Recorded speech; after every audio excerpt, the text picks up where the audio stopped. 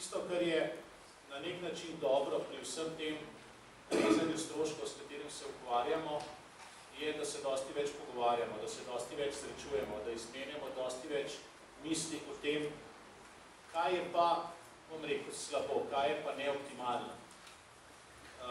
In zdi se mi, da je ta okrogla miza en fin prispevek ravno k tem dialogu. Danes sem tudi gospodu Štruklu, ko je rekel, pa kaj vi mislite, da se da z manj narediti več, odgovoril takole, poglejte, katerokoli človeško dejavnost, katerokoli gospodarsko dejavnost. Njihov osnovni princip je, tisti, ki delajo avtomobile, ki delajo čevlje, ki delajo pohištvo, ki si delajo stavbe, da za manj naredijo več.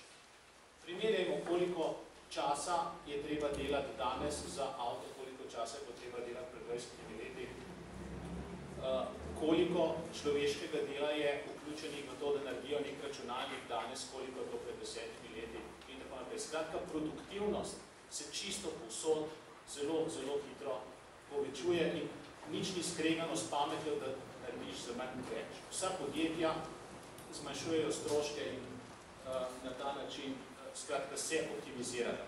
Seveda so nekatera podjetja na trgu in jih trg sili v to, da to delajo, bom rekel, dnevno.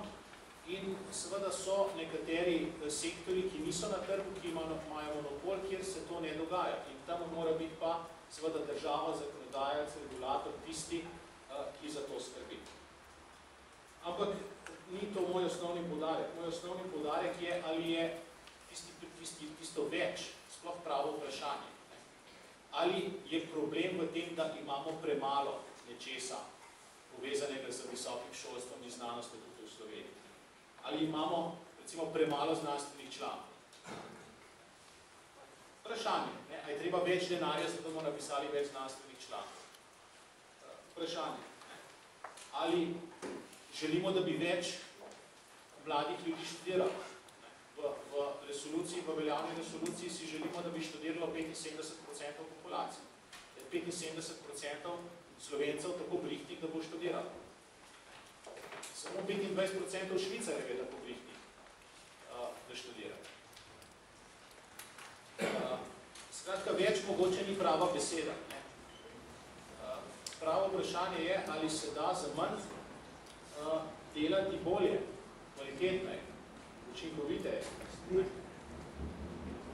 In tukaj pa mislim, da odgovor ni več tako samoumeven, češ ne da se. Jaz lahko tukaj parafraziram gospoda Posedja, mi lahko podesetirimo denar za visoko šolstvo in znanost, pa to ne bo rešilo Slovenije.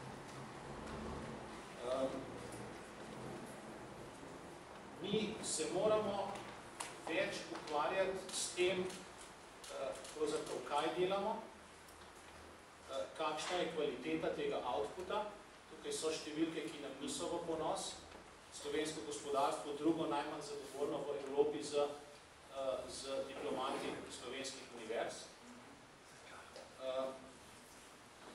Kvaliteto bi izboljšali tudi tako, da bi se profesori, kot jaz sem profesor, ukvarjali s študenti, ki študij zmorejo, ki jih študij zanima, ki si želijo diplomirati, ki živijo, borijo za neko znanost, za nek poklic. Ne pa za vsemi. In odkrito povedano, manj sredstev nas sili v to, da razmišljamo o tem, s komu vse se bomo pogovarjali, koga vse bomo pa podpisovali, komu vse pa bomo, bom rekel, s temi omejenimi sredstvi omogočali, da imajo sobotna leta oziroma da poskusijo ali pa morda bi lahko tudi študirali. Če je manj sredstev, smo se prisiljeni o marsikakšni stvari pogovarjati, se za marsikakšno stvar vprašati. Ne samo to, s koliko ljudi delamo, ampak tudi s kom delamo. Kakšne stvari delamo, kakšne študije opisujemo, kakšne študije razpisujemo.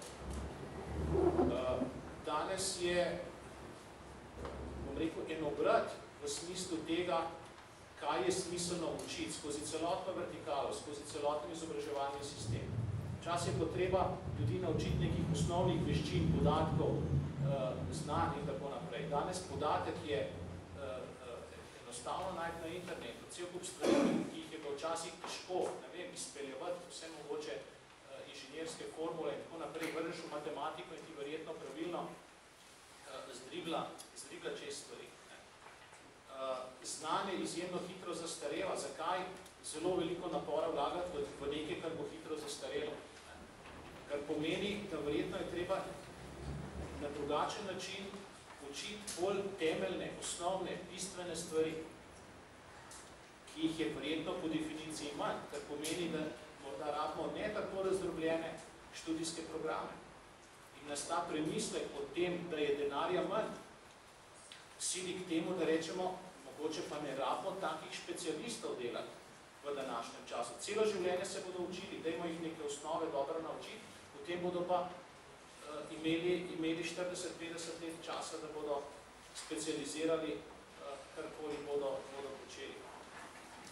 Tako da jasno je, popolnoma jasno je, da visoko šolstvo, znanost potrebuje dobro financiranje.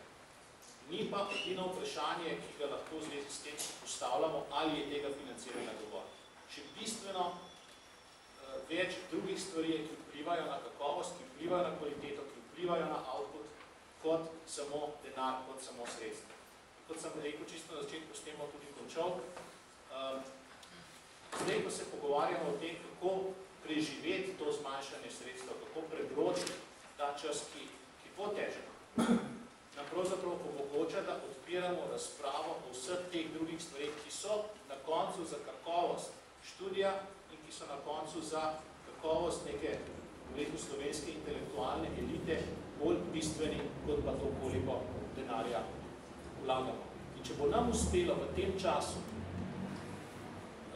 se o teh stvarih pogovoriti, se o teh stvarih zmeniti, narediti kakšne spremembe, o katerih sem prepričan, da bodo moji sogovorniki tukaj za to blizu govorili, ali so pa že govorili, spraviti v življenje nekaj idej, o katerih že dolgo vemo, da bi bilo dobro narediti, ampak ni bilo prave potrebe, če smo imeli kakšno slabo vest, smo pa rekli, vse imate dovolj denarja, gledajte, se ni problem.